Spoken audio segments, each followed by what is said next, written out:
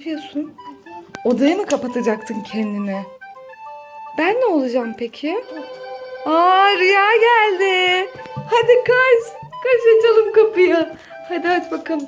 Oo, sen kapıda mı açıyorsun? Hoş geldin anneciğim. Hoş geldin. Ben de mi hoş geldin? Ne yapıyorsun bebeğim? Gel öpeyim seni, gel. İyi değilim. İyi değil misin? Neden? Galiba okulda hasta oldum.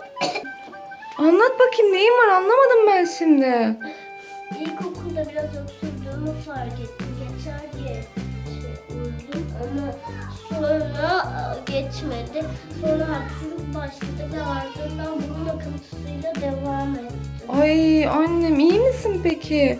İyi, ateşin falan yok Allah'tan. Ne yapalım? Bak ne yapalım biliyor musun? Sen şimdi git üzerini değiştir. Üzerim değiştirecek halim yok. Ben ya böyle mi kalır?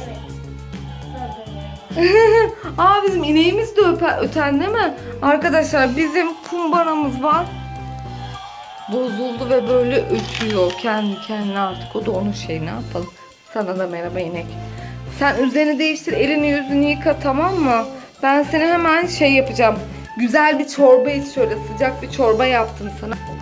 Sıcak bir çorba yapayım önce, onu iç. Ondan sonra ne yap? Bitki çayı.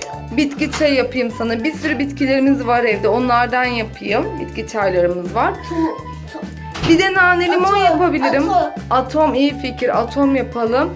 Rüzgar abla birazcık nezle olmuş. Dokunma bana. Ben diyecektim, o dedi. Dokunmamalısın ona. Hayır hayır hayır. Bu bir oyun değil oğlum. Oyun değil bu.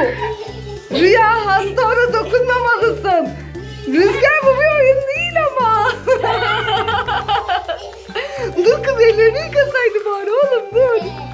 Peki başka ne yapabiliriz hastalık halinde? Düşün bakalım, düşün. Yatır. Evet, yatağına yat ve bol bol dinlen. Hatta ben sana içeriye bir yatak hazırlayayım, tamam mı? En iyisi yarın okula da gitme, yorgun da görünüyorsun. Ben bir şey daha biliyorum hastalıklarda iyi gelecek, söyleyeyim mi? Bol bol C vitamini ve meyve tüketmek. Bugün bol bol meyve yiyelim, tamam mı anneciğim? Arkadaşlar, hastalık durumunda böyle griplerde, nezlelerde başka yapabileceğimiz bir şey var mı? Bitki çayı dedik. Sıcak bir çorba dedik. Meyve dedik. Başka bir şey var mı? Aklına başka bir şey gelenler yazsın, sadece bu kadar diyenler de bize katılsınlar, onlar da yazsınlar. Görüşürüz arkadaşlar, hoşça kalın. Benim Rüya ile ilgilenmem lazım. Minik kelebeğim hasta olmuş benim. Ben gideyim ona bakayım birazcık, canım kızım benim. Sen ne yapıyorsun? Tekstilleri falan getiriyor burada. Oh canım. Merhaba arkadaşlar. Biz bugün sandviç yapacağız. Al bakalım size birer tane ekmek.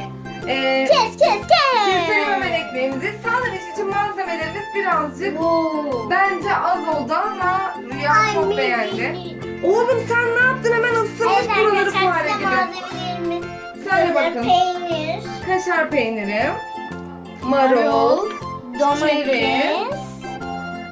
bir de biber var değil mi anneciğim? Anne, ben biberle normal domates yemem. Çeri mi yiyeceksin sadece? Tamam, getir açayım ben ekmeğini. Sen ne istiyorsun Rüzgar? Anne. Tamam, hazırlıyorum. Önce ekmeğimizi keselim şöyle. Ay, bıçağım da çok keskin değil. Tamam seninle. Çalsın.